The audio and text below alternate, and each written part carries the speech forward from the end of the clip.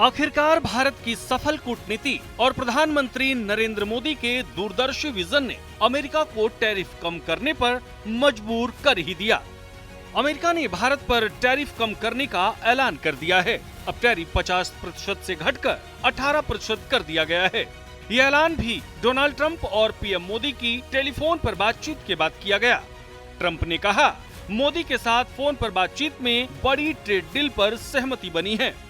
Truth social पर किए अपने एक पोस्ट में अमेरिका के राष्ट्रपति डोनाल्ड ट्रंप ने सोमवार को इस बात की घोषणा की कि भारत के प्रधानमंत्री नरेंद्र मोदी से फोन पर बात में दोनों के बीच अहम द्विपक्षीय व्यापार समझौता हुआ। इस दौरान ट्रंप ने मोदी को अपना महान मित्र और पीएम मोदी को अपने देश के शक्तिशाली और सम्मानित नेता भी बताया। यानी ग्लोबल ट्रेड के नक्शे पर भारत की कुशल रणनीति ने वॉशिंगटन से लेकर ब्रसेल्स तक हलचल मचा दी है। पिछले साल जब अमेरिका ने भारतीय सामानों पर 50% टैरिफ लगाया था, तब दुनिया को एक बार लगा कि भारत और अमेरिका के रिश्ते पटरी से उतर जाएंगे। लेकिन 2026 की शुरुआत भारत के लिए एक नई सुबह लेकर आई।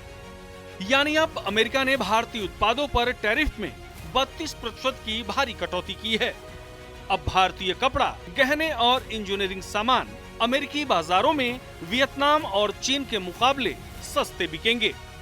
अब यहाँ ये भी जानना जरूरी है कि किस देश पर अमेरिका ने कितना टैरिफ लगाया है। Japan 15%, Cambodia 19%, Pakistan 19%, Thailand 19%, Bangladesh 20%, Vietnam 20%, Sri Lanka 20% और चीन 34%। ऐसे में सवाल उठता है कि अमेरिका अचानक भारत पर इतना मेहरबान क्यों हुआ। दरअसल भारत और यूरोपीय संघ यानी ईयू के बीच हुई हालिया मेगा डील ने अमेरिका की नींद उड़ा दी थी। ट्रंप प्रशासन को ये डर सताने लगा कि अगर भारत का रुख पूरी तरह यूरोप की तरफ हो गया तो अमेरिकी कंपनियों के लिए भारत के दरवाजे बंद हो सकते हैं। भारत को मैं पहले कॉम्प्लीमेंट करना चाहूँगा अपने माननीय प्रधानमंत्री को, कॉमर्स मिनिस्टर को। ये भारत के लिए अच्छा है। यूएस भारत का सबसे बड़ा ट्रेडिंग पार्टनर है। भारत सबसे फास्टेस्ट ग्रोइंग इकोनॉमी है। यूएस सबसे लार्जेस्ट इकोनॉमी है। तो पोटेंशियल ऑफ जो भारत और यूएस के ट्रेड का है वो पोटेंशियल काफ़ी स्ट्रांग है। और अभी भी हम लोग देख रहे थे कि टैरिफ लगने के बावजूद भी हम लोग का ट्रेड बढ़ा नहीं पर घटा भी नहीं, तो बराबर से हल्का हल्का बढ़ रहा था। खासकर कई एरियाज में जहाँ टैरिफ नहीं लगा था, इलेक्ट्रॉनिक्स में और बाकी जगह, वहाँ काफ़ी ग्रो कर रहा था। पर जो लेबर इंटेंसिव सेक्टर्स हैं और जहाँ पे खासकर टैरिफ का इम्पैक्ट था, उन पे लास्ट 2-3 महीने से उनका वहाँ पे एक्सपोर्ट स्लो डाउन कर रहे थे। तो उनके उन सेक्टर्स के लिए बड़ा अच्छा है। ओवरऑल इकोनॉमी के लिए भी अच्छा है, पर उन सेक्टर्स के लिए खासकर बहुत अच्छा है।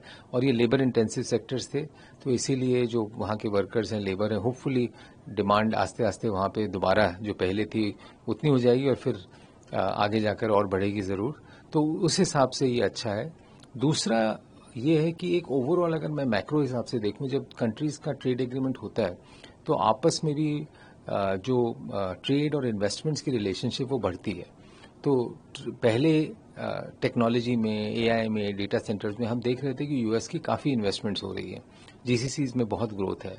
तो अब जो बाकी सेक्टर्स हैं जो थोड़े स्लो डाउन हो गए थे ट्रेड और इन्वेस्टमेंट दोनों के रूप से, वहाँ दोबारा एनर्जी आएगी।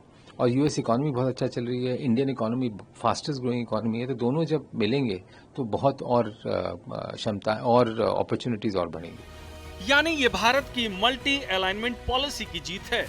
ईयू के साथ हाथ मिलाने की वजह से अमेरिका पर दबाव बना और अमेरिका ने टैरिफ घटाकर 18% कर दिया।